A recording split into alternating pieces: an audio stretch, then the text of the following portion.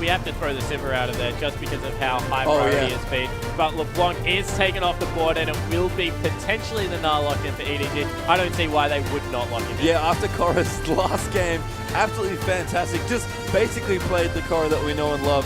Very safe, very competitive top lane. You know, didn't beat his laner up or anything, but just stayed up against the Lissandra and was able to go through. But it out to Jarvan at the last second, so going away from that, maybe has a lot of confidence in Korra's champion pool, so feels Jarvan is the, with Rek'Sai gone, Jarvan is the last good, really good jungler left, so yeah, putting more priority on that one. Lee Sin is still here as well, so there are options, but Jarvan is a very clear love champion as well. He's played a lot of this champion in his career, so not super surprising to see that going here. And Clearlove, I think, does want some priority here. We mentioned that when he has his good games, he's great, but his off games are quite off, so he probably wants to get a comfort pick for himself here, and something that he knows is good, that he can play well. Ooh, and they've picked up the Cassim pick as well, so not electing for that Gnar.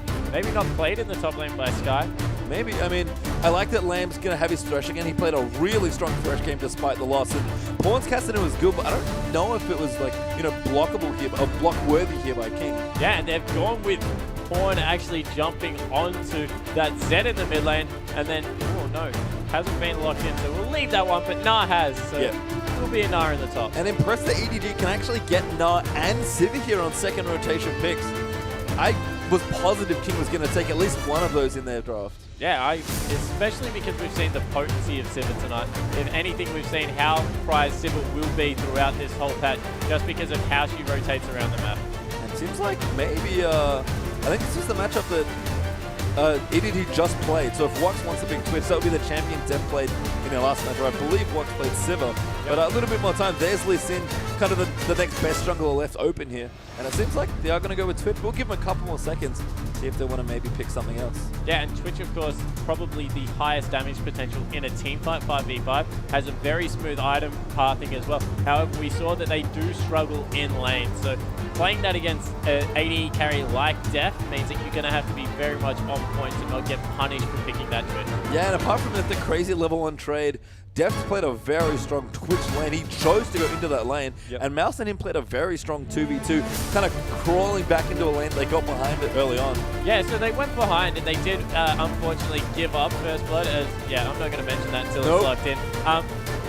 But going with the Annie again, so a lot of kill potential in this lane actually now, as soon as the level 6 comes through, and it will actually be the Fizz. That's nearly just as exciting. This is a Pawn champion if there ever was one. His Fizz at Worlds was phenomenal. Yeah, really, really good.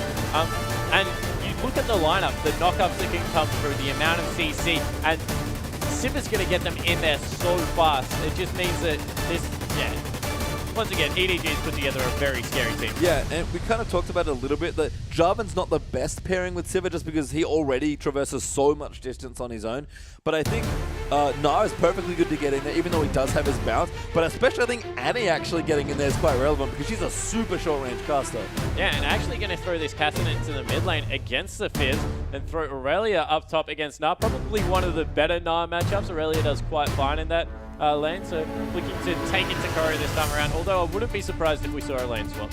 Yeah, I mean, we saw that didn't see that actually in the last game, but expected it from EDG to swap their Twitch out into a 2v1. And I guess maybe EDG are going to be hunting this Twitch potentially and trying to force the standard lanes once again. Yeah, I think if there is going to be a time that you would actually invade just for the sake of deep warding, it would be to try and punish this Twitch.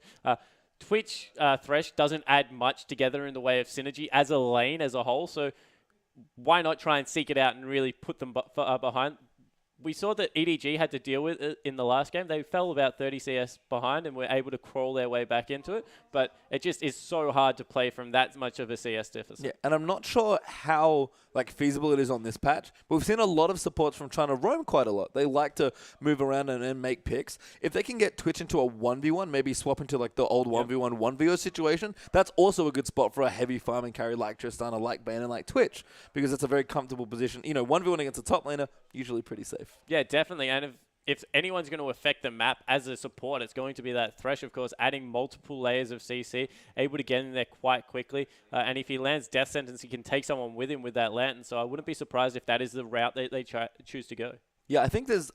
Lance puts have been, I think, maybe criminally underexplored on this particular patch. Again, everyone's still working out the jungle, and it's so different and quite a bit harder in the early levels. So not everyone's used to the same strategies that they implemented for quite a long time in previous seasons. But I think as we evolve more and more, maybe double jungling becomes more attractive. Maybe lane swaps are more attractive because if you don't do that, especially if you're AD carries, you have kind of a limited champion pool because you really don't want to throw, 2v2 into Sivir every game. Yeah, and I think the other thing that becomes much more attractive, particularly on the blue side, is the level 2 gank mid lane, especially if you're playing something like Draven and you take that red buff first time round. There's no reason to not throw it out there every now and again, and I think that we've seen it in our region used to pretty good effect. You can use it to just throw people off their game, especially when things like Kassadin are being picked up. So I agree with you. I think pathing in general, both double jungle, support, and jungle are all being, I guess, still explored on this patch. Yep, so we are into it. The final game of the evening, everybody here. EDG going to swap over to the blue side here for this one. King over on the right-hand side, the red side. We've seen a couple wards being put on. There's kind of a trail of blue EDG wards actually in a diagonal leading from their... leading from their red buff kind of to the other red buff, which is somewhat comical. But again, you talk about it. Teams wanting to get deep vision early on, not wanting to fight, but just wanting to know where the junglers are starting. Yeah, and it looks like we might actually have standard lanes. There is EDG looking for a invade into that red buff on the side of King, but yeah, this is going to be successful. It's not going to be spotted whatsoever. Yeah, and actually going to sneak their way in here. Corey even going to throw out a boomerang to kind of start things off here. And yeah, Clearlove's going to walk in and they're going to give this a go here. The steal is on. Lee Sin's over on his Gromp, actually. So this could be a very successful counter jungler here by EDG. Yeah, so going to be able to pick up a little bit of an early advantage because they will have the experience on Clearlove, taking a little bit of damage, and of course won't have one of those passives to help him through the jungle, but Jarvan clears relatively fine regardless. And it looks like they must have had some inkling that was going on because King straight away running to that red. Yeah, Lee Sin knows what's up. He's going to run towards that buff. He's got the gift of the Toadstool, I believe, from that Gromp Smite. And they're going to try and clear out this red buff. So some vertical jungle. Haven't seen it in a while. Whoa, Walk's in trouble down the bottom lane on that Twitch. Very low. Must have had a 2v2 trade go wrong. And Deft, again, asserts dominance in the early levels. Yes, Deft had to use Flash, whereas Wox has both of his summoner spells still up. So maybe a little bit in King's favor, actually, especially because they've got the lane pushing in their direction, which is always good. We did see a little bit of a level 2 gank as well coming in on that mid lane from Jarvan. So experimenting a little bit more with the pathing this game. Yeah, Clearlove mixing it up, but both junglers will end up vertically jungling here and end up with both of their buffs. So nothing too major here is Koro farming it out here up against Sky. A little bit ahead on CS. Oh, Deft solo again. And Mouse also bleeding low with the Twitch poison on. So this is really on King's way. Again, the Twitch lane somehow getting ahead early. Yeah, so Wox just playing this lane so well. And yeah, without seeing exactly what happened, that is extremely surprising for them to get that far ahead. And I guess from what we saw in the last game, Twitch, his very early levels, like level 1, is very strong because his passive and his E are so strong at dueling, even just trading auto attacks back and forth. So there is an opportunity very early on in the lanes to get ahead on Twitch, but that window closes very quickly. Yeah, and you feel if someone was going to use that and refused to extended trade level 1 with Twitch, it would have to be Deft. But, of course, Sivir can start that W and put out some good damage herself, as we see maybe a little bit of the first skirmish. Yeah, level 3 to level 2. Clearlove's like, oh, I guess you're in there. Just kind of walks away. Doesn't want to fight, maybe afraid of a bit more pressure coming in. But Koro is starting to bully now on this particular matchup. Yeah, shoves in very, very well. However, with those mana biscuits going to come out, Aurelia just sustains through a lot of the incidental damage. Then picks up Ninja Tabba and is absolutely fine in the lane. Yeah, Clearlove now going to look towards this bottom lane. Looks like he just wants to get some wards down here. Cover his bottom lane quite nicely here. Pawn's Fizz right now. A little bit behind actually on CS against Assassin's Kassadin. Yeah, Kassadin just trades so well early on, as we see the first gank coming into the second gank probably coming into this mid lane. The lane is pushing, so Assassin may be in a bit of trouble. Yeah, lands here as well. The Pawn will go in. Good smite there from Clearlove to slow him down. Assassin has to be careful. There's the tipping, but a flash hook there coming in for Lame. Assassin is so low though, but Thresh does get the first kill to Clearlove's drive, and now Pawn in trouble, going to get low as well, and Thresh gets a double kill for himself. Koro's down the bottom as Mega now, but can't make enough of a difference. Mouse is here as well, but a 2 for 0 there for King. Yeah, King, great turnaround there, understanding exactly where their players on the map were and able to come up huge. Assassin needs to be careful here. Koro can still put out a fair bit of damage, but they're going to walk out of that with a 2-for-0 trade. And a great bounce there as well from Koro. Will dodge out the next hook that Liam was throwing out, but a really nice roam there for Thresh, set a lot of that up, and just a bit of an overextension, a great counter gank by King. And wow, CS in this bottom lane, 14-35. That is huge, tripling death CS. How does this keep happening in Twitch lanes? I don't quite understand, but Wux has got a good lead here. Good enough that Liam felt comfortable leaving the bottom lane to go gank mid, and Deft is still behind here, more than 20 CS. Yeah, but there is a big wave there, so we'll be able to catch up relatively close. However, we compliment Deft a lot, but his laning probably is one of the weaker parts of his game. He does exert a lot of teamfight pressure, but yeah, maybe just trying to not give too much away in lane, go relatively equal, then trust in his ability to just carry in those teamfights. Yeah, and it's, you know, we talked maybe a little bit about EDG's history as a team, that they like to play quite controlled and play for big late game teamfights. Their old AD carry, Name, of course, was known for just being such a teamfight god. And Deft is in a lot of ways, you know, kind of the Korean successor to, or the Korean version maybe of Name. Plays in a very similar style. He definitely does, and I think the very similar thing between Name and Def, which is unexplored sometimes, probably more in the Western region, is just how well they do with what they're given. They're very, very good. Yeah, they might fall behind a little bit of CS, but then they will do more than the other AD carry with less in these team fights. Yeah. And just, again, we talk about Deft eking out every point of damage that he can with every AD carry that he gets. Going to be able to do that here as well, and we'll see if he can convert it into some nice fights. But for now, lead actually quite nice here for Kings developed. Those 2 quick kills has got them about 1,000 gold worth of money in the lead here. So good little start for them. Def will get hit up by that W. Mouse is playing very far back here as well. Yeah, I think he was looking to get a little bit of a gank in, as we see. Wux able to stealth away from there. He's 1v2ing at the moment and still able to stay up relatively close to CS, so doing a nice job. Yeah, Lee Sin also rotating in. Lamb's going to come back down to this lane, though. Clearlove was peeking his head down towards the bottom, but couldn't pull the trigger on the gank. Kora here farming up nicely. 10 CS still up against this Aurelia. Now level 6 for himself, so once he goes back into Mega now, we'll have that very powerful ultimate available. Pawn, not quite 6 yet, but just farming under his turret. And this is, I think, quite common of Fizz, where you don't really snowball lanes all that often, but once you get to your first Lich Main, you can start roaming and really impacting the map. Yeah, I want to see the build Pawn goes, because we've seen a couple of different ones coming out. There is, of course, the Lich Bane Rust that a lot of people still use. However, you can sit on a Sheen and go some Zhonya's or other cool things that can get you involved in the game and make you more of an initiator. So see how Pawn plays this one out. It looks like Phage will be the first item in the top lane for Koro this time. The build I personally find most effective against melee top laners is if you get a Phage, sit on it, don't complete your Trinity Force, because I feel there are definitely better stats out there for Anar, and then go into that full tank build, because it just augments your W so well, allows you to get a lot of movement speed and keep up and get all those free auto attacks. Yeah, and keeping up with a champion like Aurelia is very important, as Pawn actually going to get quite aggressive. It does snap back there towards his minion, but Assassin... It's getting a little aggressive there. This is kind of an interesting part of the matchup, I feel, where I feel like Casson early on, it's very close, because both of the mages have auto attack enhancers that make their early trading quite good.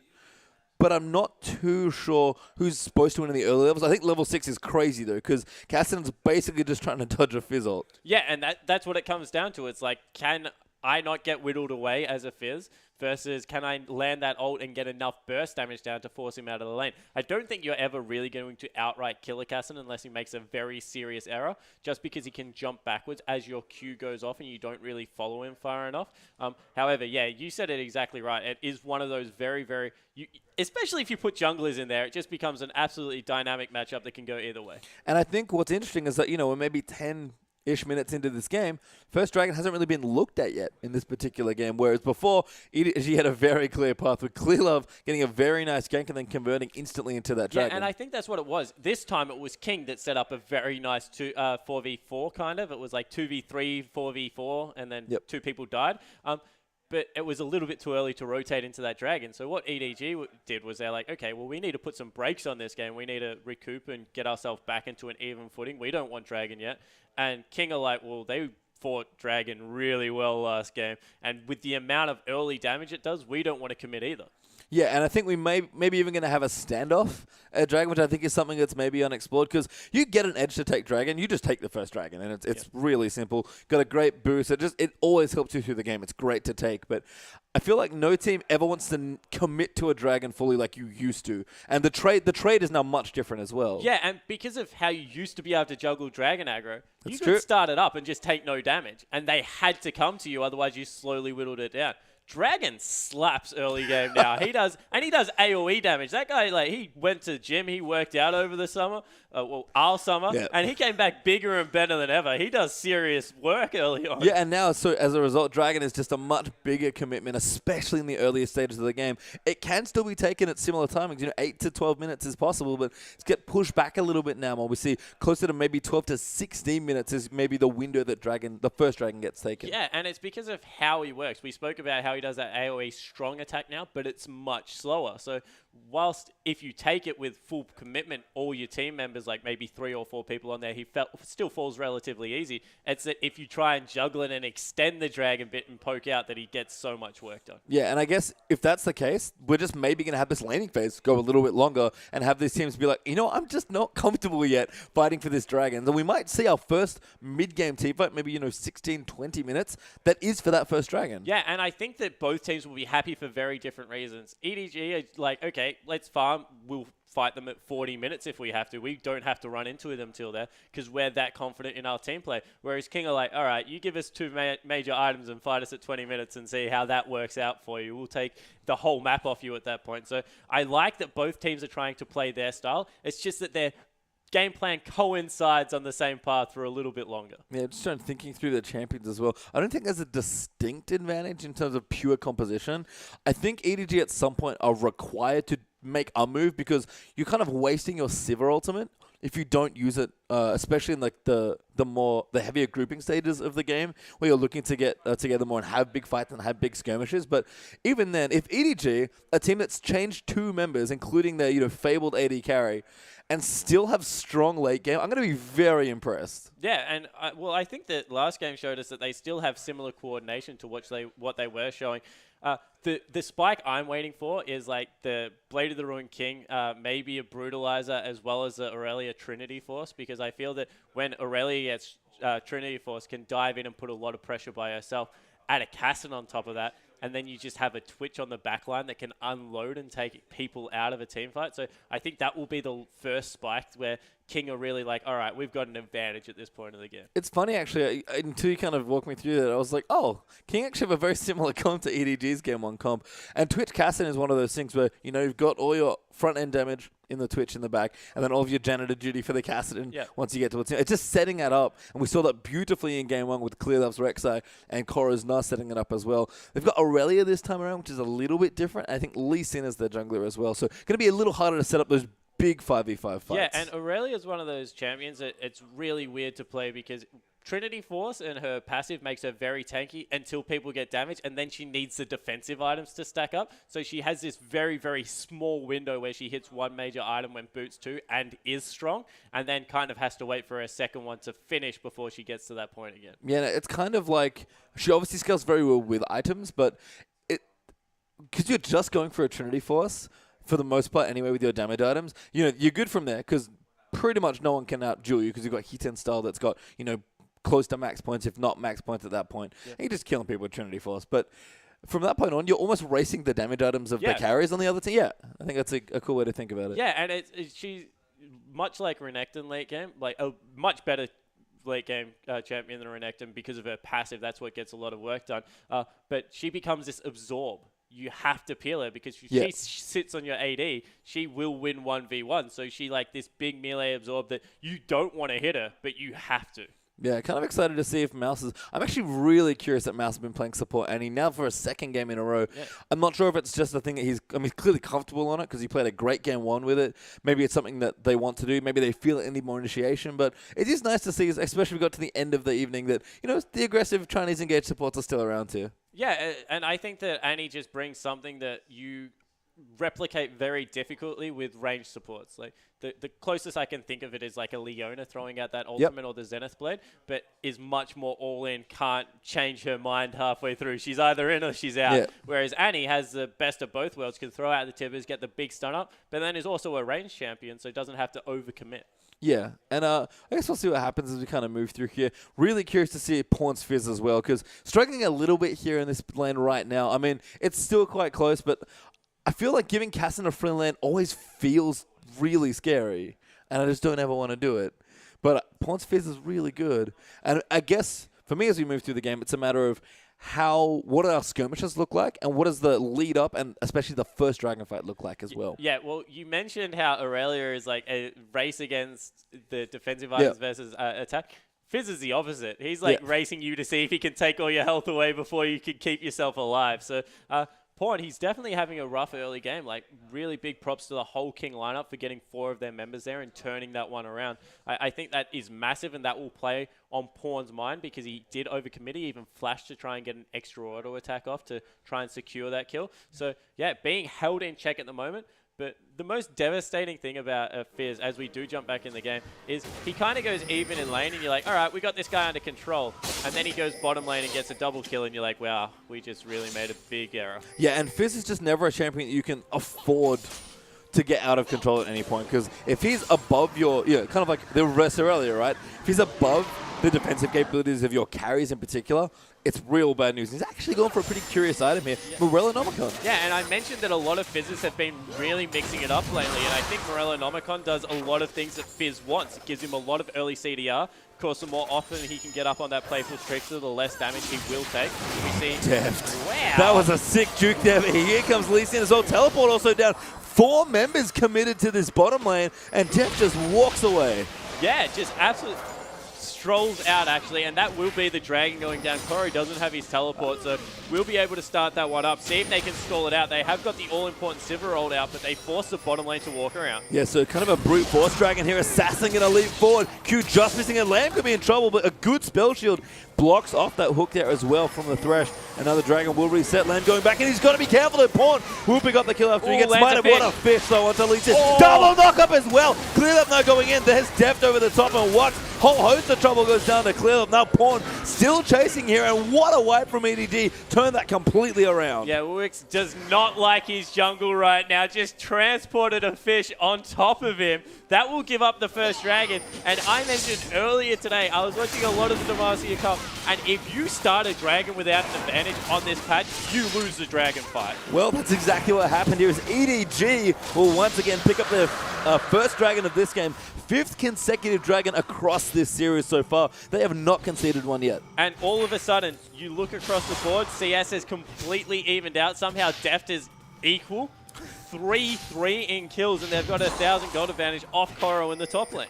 I feel like that happens a lot with Deft, by the way, where it's like, oh, he's behind. That's kind of awkward. You look back a few minutes later, it's like, oh, he caught up somehow. How'd that happen? He's just really good at playing from behind, being flexible, being patient, and just keeping up somehow with the other laners. Yeah, and I think he understands very well how the wave actually pushes in the bottom lane, because you can get some good reverses going and force a lot of creeps up against turrets while objectives are going on. And I think that's exactly what happened there. Koro has stopped on just that phase. Wow, good flash to get away from that gank coming up top from Sky. Yeah, so he's stopped on the phase. He's picked up his boots too, as well as a Giant's Belt now, so is looking to turn into that big tanky mid-game team fighter. Yep, Wux has finished his Blade of the Ruin King though. He will continue pushing down towards the bottom as Def will return there. Pawn has gotten his blue buff now for himself, so he's going to be going back towards the mid lane there. Still a little behind here in terms of CS against his Caston, but he's doing pretty well so far at 1-1 and 2 on the Fizz. Yeah, and as I mentioned earlier, I really like this build coming out of Koro. It gives you a very good, I guess, acceleration into a Trinity Force if you do manage to keep snowballing. Not a fantastic early game item on Nar, but does add a lot of late game damage in there as Philip picking up his red buff. And all of a sudden, EDG have just regained complete control over this map. Yeah, it does not take much for this team, but boy, do they go big when they go in. Tower goes down as well. Corey able to bully Sky quite nicely, actually massively in the top lane. That CS difference is astronomical. Yeah, that is absolutely huge. Pawn giving up on that. Koro's coming down as well towards the bottom lane, actually wants to get in on the action. did port down and try and pressure in, but couldn't get the kill. Oh, he does go down. Coro there dives through, clear loving with Mouse as well, and even Def got in on that kill. Yeah, and now they've caught out the support player as well. Def picks that one up, so... First kill of him for the game, and that's really nice. EDG now going to try and take a turret, and again, pretty weird teleport it seems like from Coro, but makes everything count. Yeah, and wow, sorry, I just got speechless because I checked out the Fizz's boots, and he's got nearly max CDR without a blue buff. Going to be spamming abilities out with some mana regen as well on Fizz, so interesting build coming out of Pawn. I'm really interested to see how this plays out. I mean, if I'm going to trust anyone blindly about mid lane builds, just Def just chunks out the Assassin, though, going to come through, try and take out the Sivir. They're going to fight in the Clearlove is running defense. Assassin, though, will be able to get the Rift Walk on. Clearlove doing decent damage, but can't really fight the Kassadin, especially with Lee Sin coming back in. Yeah, and Ninja Tab pretty much being picked up by top lane and jungle alike in this game. Aurelia hasn't started boost 2 yet as Pawn's been caught. He's found a fish and land though. Does get Pawn, but he'll playful tricks her out. Woxer coming through, does have his ultimate, but won't pop up. Mouth comes in, they wants it. There's the fish follow up as well. Great lantern though, actually maybe not the Urchin strike, but Pawn, plenty of damage left on Mouse. Tanks one last turret hit, and that's enough. Yeah, that manipulation of Tibbers there from Mouse was so impressive as Coro just dives and kills Sky in the top lane. Made sure that the hook there hit the bet. Just uses the Tibbers to screen himself, keeps it in between himself and Liam. And Coro is, yeah. I mean, all of EDG right now, it seems like they must feed on the power of Dragon, because as soon as they get their first Dragon, everything seems to change for this team. And that went from being 1,000 gold down to like 3,000 gold in the lead in about 3.5 minutes then. So as soon as we came back from that slight pause, they've just accelerated so quickly through this game and really taken a hold of it. It's impressive to me, and all of the lanes are opening up as well. Deft is getting in there, Pawn started to roam a bit more, and Coro with the solo kill dive in the top lane as well. And I have no idea how Coro's this far ahead on CS, but we had one game, he's keeping up with Lissandra, one of the top tier top lanes on this patch, and now on this Nara again, just bullying poor Sky. Yeah, and making me rethink how this lane matchup goes, because now he's got that Randuin and Omen, and Sky is in all sorts of trouble. Coro going to get kicked back there. Assassin now going to get the damage a bit. Clearlove's Akira. Great bounce by Coro, and there's the ultimate. Picks up Lee Sin. Good play back to Coro. Going to be in trouble. He does evolve in. They will put the wallop in. Good wallop there. Actually gets him into the ground. Now Sky going to come through. Mouse will go down to the Twitch though, and Coro also solo needs to be careful. He's going to go down to Sky. He's going to get the reset on that blade surge, but yeah, Death's in as well. Now Pawn will turn around for the first kill. Wax gets eaten alive by that Fizz, and Assassin now maybe going to get dive under this turret as well. Does Riftlock out of the way, but EDG again just turned it around. Yeah, still a 4 for 2 and a mid lane turret. Def was able to pick up the bottom lane turret in all of that as well, so great play from EDG. I said 3,000 gold about a minute ago. Now it's out to 6,000 gold. And wow, this team plays around their top laner so well. Didn't even have the Nara available and still able to win that team fight. Yeah, really nice management of the range. Deft here.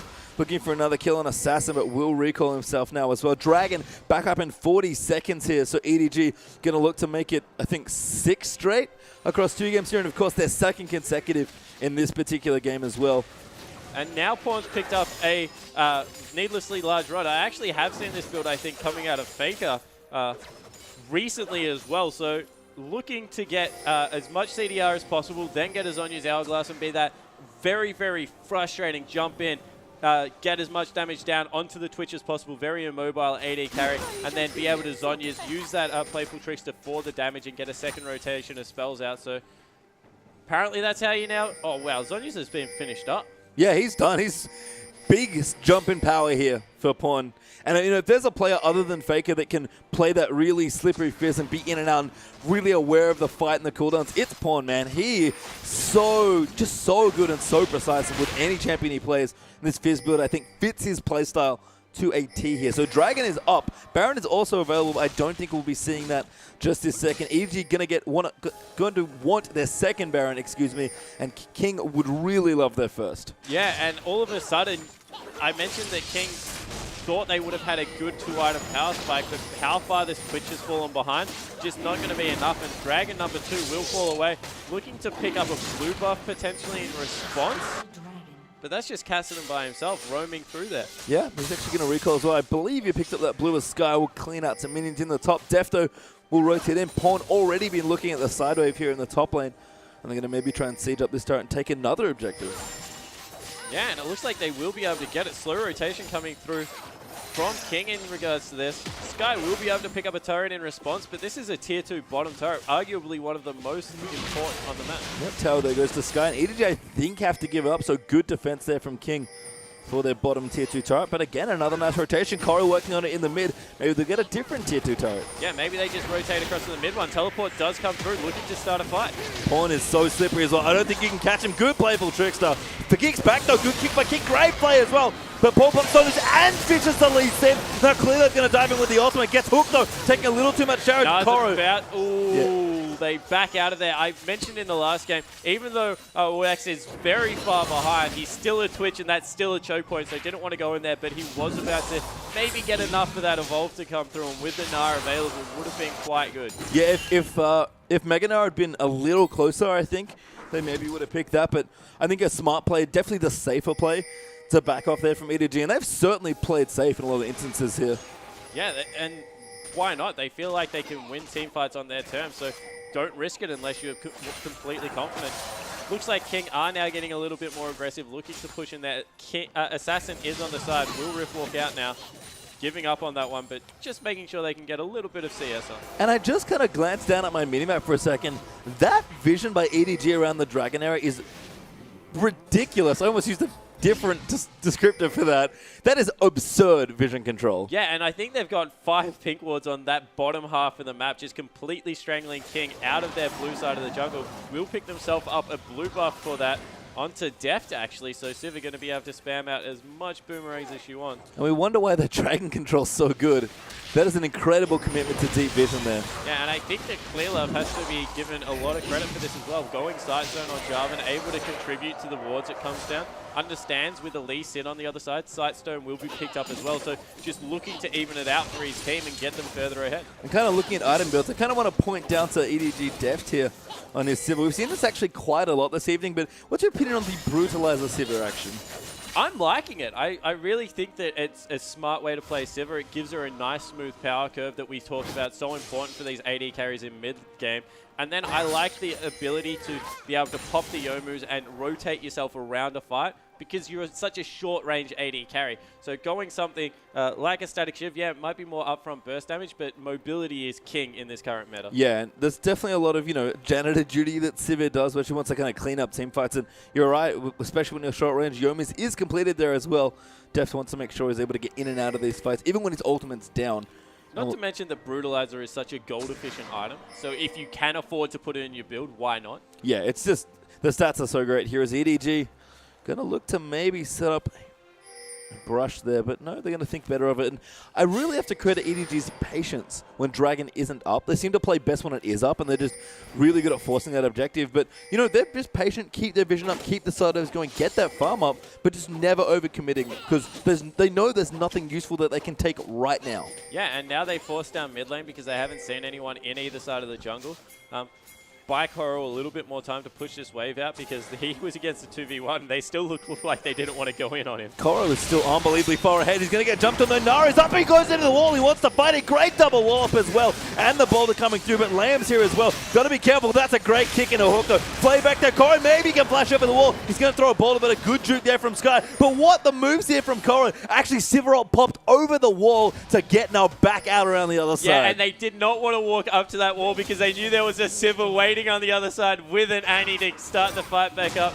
In fact, they're able to pick themselves up a turret in the mid lane while all that's happening. And no, finally does go down. Sky hunts down Koro. Yeah, and it looks like Mouse wants a little bit of revenge, going for that bloodthirsty support, not able to pick it up. Was zooming actually around the map with those movies activated.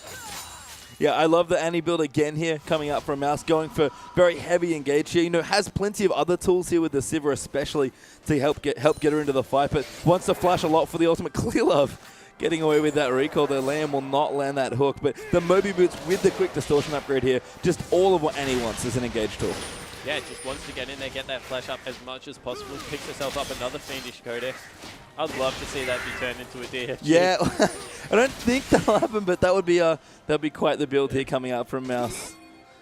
I think that potentially getting that the thing that removes stuns could be quite Quick important. sash. Yeah, Yep. QSS could be quite important to try and peel for this Aurelia. I feel that if Deft is going to be in trouble from anyone, the QSS could come out quite soon and just make sure that they secure that part of their win, I guess, condition. But with the Dragon coming up in 30 seconds and once again complete control over that side of the map, EDG is just going to move in and take another one away. Want to make sure that they can get this third Dragon. And again, immaculate Dragon control from EDG. They've put so much strong deep vision here. They're even pressuring this tower before the Dragon comes up just so they can, force King a little further back in their base. Yeah, and a lot of pushing waves out while Dragon is up about the vision that they give you as well. Like, yeah, wards are great. They give you a vision, but minion waves give you even more, and they show you exactly where the team is moving down. As we see a couple of wards over the wall, they think that they are baiting for a fight here, so King don't want to engage, but this will mean that they're able to pick up another free Dragon for themselves. How good is their vision around this Dragon? Korra's not even here. He's actually going to time his movement towards the top wave.